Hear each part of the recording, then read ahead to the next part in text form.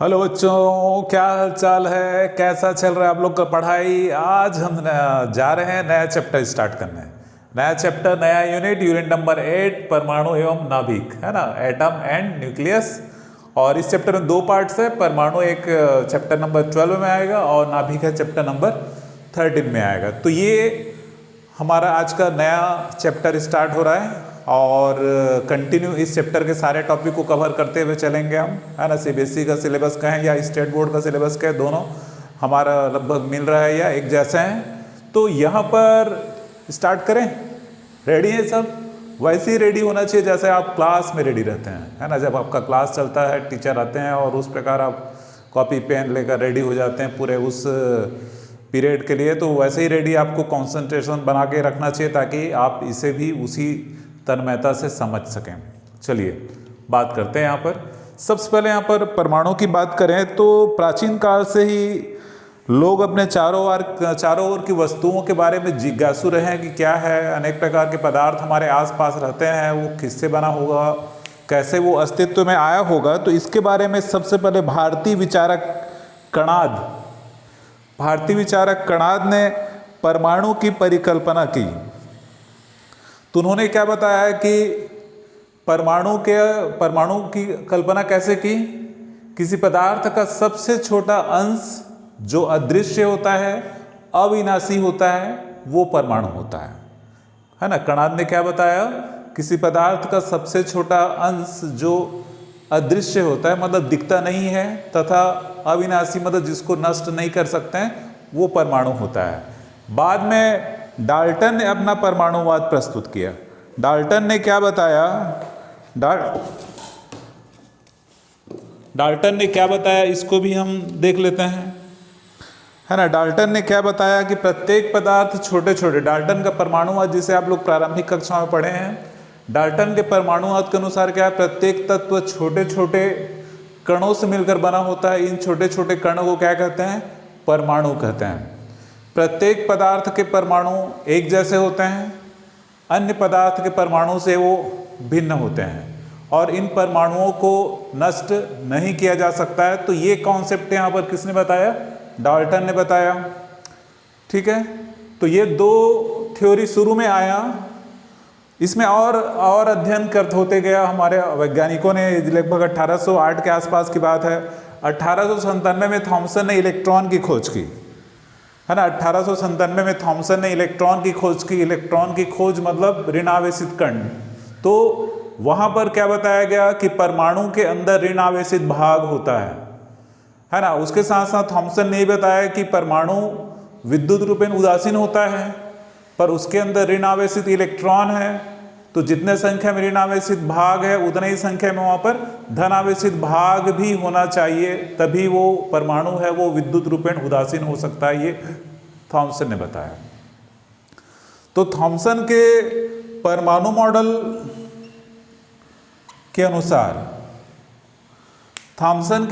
Model के अनुसार जो इलेक्ट्रॉन है वो लगभग 10⁻10 मीटर आकार के धनावेशित गोला के अंदर उसी प्रकार फंसे होते हैं जिस प्रकार तरबूज के अंदर उसके गुदे के बीच में उसके बीज या उसका सीड फंसा होता है या सीड रहता है। ठीक है, एक बार और सुन लीजिए यहाँ पर कि किसके अनुसार? थॉमसन कि परमाणु 10⁻10 मीटर का एक धनावेशित गोला होता है।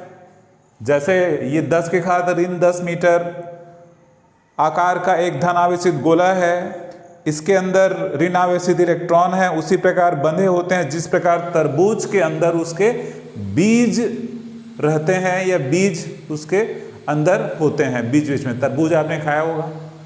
अब ये मत पूछना कि तरबूज क्या हो। तरबूज मतलब वाटरमेलन, हरे रंग का एक गोल या कभी कभी लंबा सा ओवल शेप में भी आता है, उसके अंदर रेड भाग रहता है। अब मैं बताऊंगा तो आप लोग समझ ही गए होंगे, ये आप समझते हैं। तरबूज, खरबूज की बात नहीं कर रहे हैं।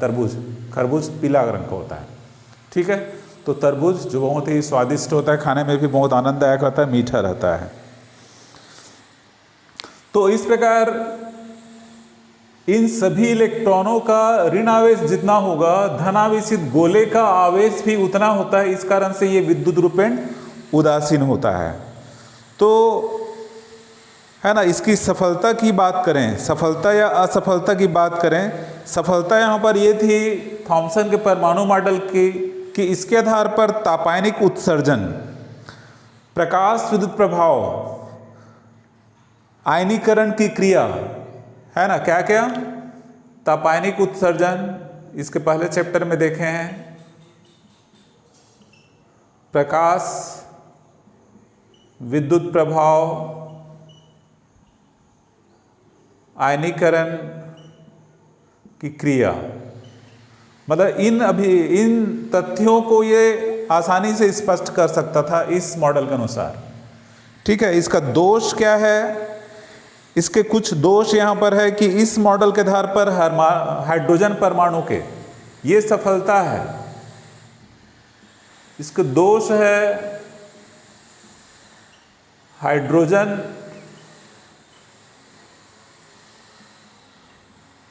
परमाणु के स्पेक्ट्रम,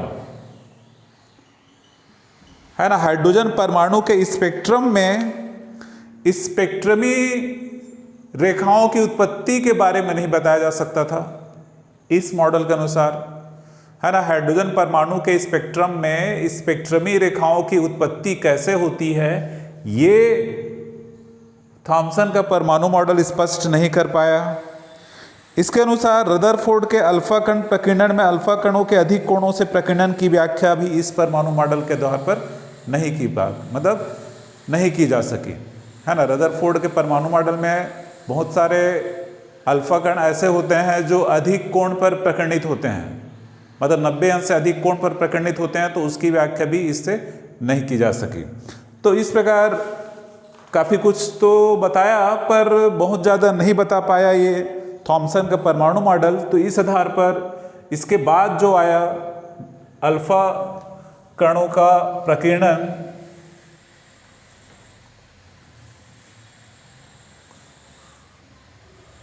है ना, अल्फा कणों का प्रकीर्णन जो हमें स्पष्ट करेगा, है ना, जो अधिक और स्पष्ट करेगा हमें, है ना। ये जो डायग्राम बना हुआ है यहाँ पर अल्फा कणों का प्रकीर्णन मतलब रदरफोर्ड के परमाणु मॉडल के लिए है कि क्या क्या प्रायोगिक प्रबंध यहाँ पर चाहिए। यहाँ पर एक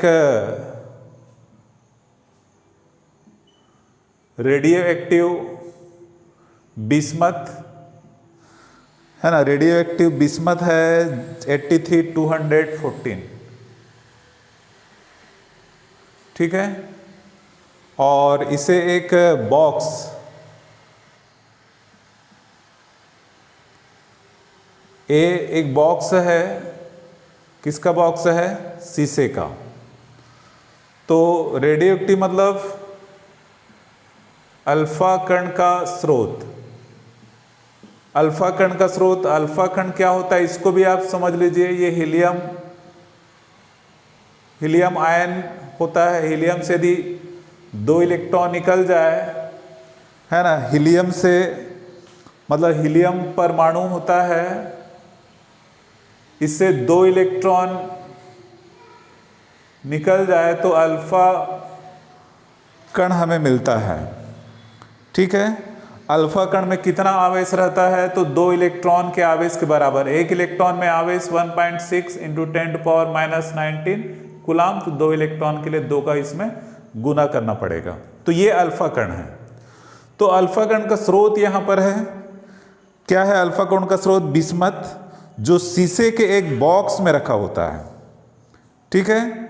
शीशे के एक बॉक्स में रखा होता है, बॉक्स के बीचों बीच एक छिद्र होता है जहां से तीव्र अल्फा कण बाहर निकलते हैं, और इसके सामने D1 और D2 ये ईंट होते हैं, ईंट। D1 और D2 क्या होते हैं? ईंट होते हैं। तो अल्फा कण D1 और D2 ईंटों से गुजरने के बाद एक तीव्र अल्फा कण के पुंज हमें प्राप्त होते हैं जो स्वर्णपत्री मतलब गोल्ड फाइल, जिसकी मोटाई 2.1 × 10⁻⁻7 मीटर की कोटि की होती है। ये स्वर्णपत्री है, मतलब गोल्ड फॉइल, सोने का एक पतला सा शीट है जो इसके सामने रखा गया है। इसकी मोटाई 2.1 × 10⁻⁻7 मीटर, मतलब बहुत ही पतली होती है। उस पर ये अल्फा कण है वो आपतित होता है। तो अल्फा कण जब इससे टकराता है तो ये विभिन्न दिशाओं में प्रकीर्णित हो जाता है। अधिकांश भाग है वो सीधा निकल जाता है, जैसे यहाँ पर चित्र में दिखाया गया है। अधिकांश भाग है वो सीधा निकल जाता है। कुछ अल्फा कण है वो कम कोण बनाते हुए इस तरफ जा रहे हैं, जैसे इधर भी जा सकते हैं। और 90 अंश से अधिक कोण पर प्रकीर्णित अल्फा कोण इस तरफ गए हैं, है ना। यहाँ से ऐसा कोण देखें तो 90 अंश से ज़्यादा हो जाएगा ये, तो 90 अंश से अधिक अल्फा कोण पर प्रकीर्णित होने वाले अल्फा कण भी यहाँ पर होते हैं। मतलब सभी कोण वाले यहाँ पर आपको मिल जाएंगे, पर अधिकांश है वो सीधा निकलते हैं। ठीक है, इसी चित्र को यहाँ पर और दिखाया गया है। इसी चित्र को यहाँ पर और दिखाया गया है ना। ये अल्फा कण ऐसे आकर ऐसे जा रहा है। इसको और डिटेल अभी बताएंगे आपको कि क्यों इस प्रकार जा रहा है। ये सीधा निकल गया, ये सीधा निकल गया। ये लगभग 180 अंश इसका प्रकीर्णन हुआ है। कुछ हो सकता है इसमें ऐसे वाले भी होते, जो ऐसे होते, ऐसे वाले भी होते। ठीक है, तो ये उसी चित्र को यहाँ पर इस प्रकार भी दिखाया गया है।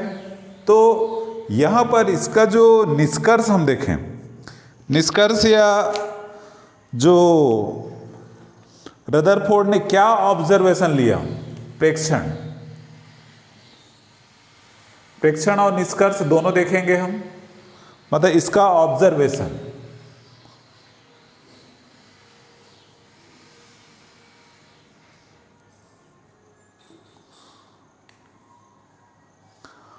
है ना। तो प्रेक्षण क्या है इसका,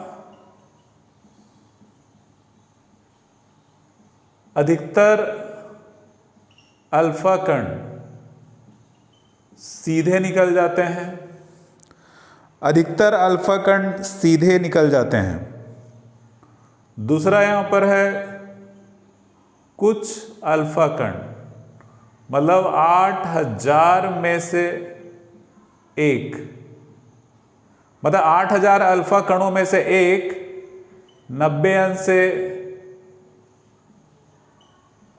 अधिक कोण से प्रकीर्णित होते हैं। ठीक है, पहला तो क्या था, अधिकतर अल्फा कोण सीधा निकल जाते हैं, जैसे इस चित्र में दिखाया गया। अधिकतर इस दिशा में जा रहे हैं, कुछ 90 अंश से अधिक, पर कितने में से, ये लगभग 8000 में से एक अल्फा कण है वो इस दिशा में जा रहे हैं। तीसरा यहां पर है कुछ अल्फा कण, लगभग 0.14% अधिक कोण पर प्रकीर्णित होते हैं।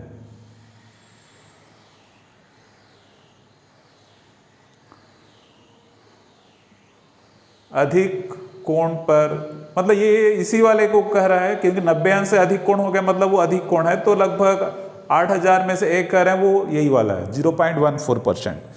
तो ये इसके कुछ प्रेक्षण था। अब इसके कुछ निष्कर्ष की बात करें। कुछ निष्कर्ष की बात करें यहां पर, तो पहला क्या है, चूंकि अधिकांश अल्फा कण सीधे निकल जाते हैं, अधिकांश अल्फा कण सीधे निकल जाते हैं, इसका क्या तात्पर्य हुआ कि परमाणु का अधिकांश भाग क्या होता है, खोखला होता है। अल्फा कण किससे गुजर रहे हैं, परमाणु से गुजर रहे हैं। तो अल्फा कण परमाणु से या स्वर्ण पत्र से गुजर रहे हैं और सीधे निकल जा रहे हैं। तो ये क्या स्पष्ट करता है कि अधिकांश भाग, परमाणु का अधिकांश भाग क्या होता है, खोखला होता है। ठीक है, क्लियर है। दूसरा पॉइंट यहां पर है, अल्फा कणों में धन आवेश होता है। अल्फा कणों में धन आवेश होता है, तो ये परमाणु के अंदर धन आवेशित भाग से प्रतिकर्षित होकर विभिन्न दिशाओं में प्रकीर्णित होता है। है ना। अल्फा कणों में धनावेश होता है तो ये परमाणु के अंदर धनावेशित भाग से प्रकीर्णित होकर विभिन्न दिशाओं में चला जाता है ना। कौन सा बल लगता है? स्थिर विद्युत बल। कुछ अल्फा कण अधिक कोण पर प्रकीर्णित होते हैं। कुछ अल्फा कण अधिक कोण पर प्रकीर्णित होते हैं। ये तभी होगा जब परमाणु का अधिकांश धनावेश है उसके केंद्र पर केंद्रित होगा, तो वहां पर प्रतिकर्षण बल ऐसा लगेगा कि वो वापस लौट जाएगा, या फिर ऐसे आकर ऐसे चला जाएगा, या ऐसे आकर ऐसे चला जाएगा। तो ये इस बात को, है ना, अल्फा कणों के अधिक कोण पर प्रकीर्णित होना, है ना, अल्फा कणों के अधिक कोण पर प्रकीर्णित होना, ये इस बात की पुष्टि करता है कि अधिकांश धनावेश है वो उसके नाभिक पर होते हैं, है ना, नाभिक पर होते हैं। और परमाणु के अंदर धनावेश युक्त इस केंद्रीय भाग को क्या कहा गया? फिर नाभिक का नाम दिया गया, है ना। परमाणु के अंदर इस धनावेशित युक्त भाग को नाभिक कहा गया, है ना। और बाकी परमाणु है वो विद्युत रूपेण उदासीन तो होता ही है, तो इसका अर्थ क्या हुआ? जितना अधिक संख्या में इलेक्ट्रॉन इस परमाणु के अंदर होगा नाभिक में, उतना ही आवेश होगा। और यहाँ पर एक ग्राफ यहाँ पर है, थीटा प्रकीर्णन कोण और प्रकीर्णन कोण थीटा और अल्फा कण की संख्या। तो ये इस प्रकार का ग्राफ आता है, मतलब इस प्रकार का ग्राफ आता है, मतलब कम कोण पर प्रकीर्णित होने वाले परमाणु क्या है?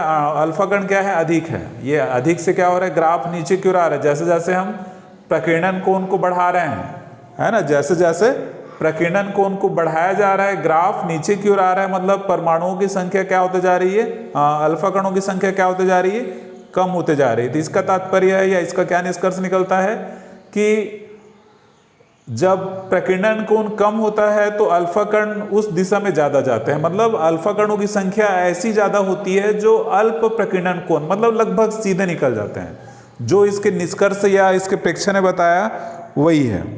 और यहाँ पर एक रिलेशन भी दिया हुआ है, एक संबंध यहाँ पर दिया हुआ है, एक संबंध यहाँ पर n प्रोपोर्शनल टू 1/sin⁴ θ/2, मतलब ये कूलाम के नियम के आधार पर, है ना, रदरफोर्ड ने कूलाम के नियम के आधार पर प्रकीर्णित अल्फा कणों की संख्या और प्रकीर्णन कोण के बीच ये संबंध बताया। तो n प्रोपोर्शनल टू 1/sin⁴ θ/2, है ना। तो ये एक रिलेशन है यहाँ पर प्रकीर्णित अल्फा कणों की संख्या n और प्रकीर्णन कोण थीटा के बीच। तो इस संबंध को भी आप लोग याद रखें, क्या संबंध होता है ये पूछा जा सकता है। तो ये इस वीडियो में हमने क्या क्या देखा? थॉमसन का मॉडल देखा, थोड़ा सा हिस्ट्री देखा यहाँ पर, और रदरफोर्ड का परमाणु मॉडल यहाँ पर देखा। तो ये दोनों ही मेन था, है ना। तो इस वीडियो में ये जो इंट्रोडक्शन था, इंट्रोडक्टरी जो वीडियो होता है काफ़ी महत्वपूर्ण होता है किसी भी चैप्टर के लिए, है ना। नेक्स्ट वीडियो में हम आगे का पार्ट बताएंगे। लास्ट तक देखने के लिए थैंक्स।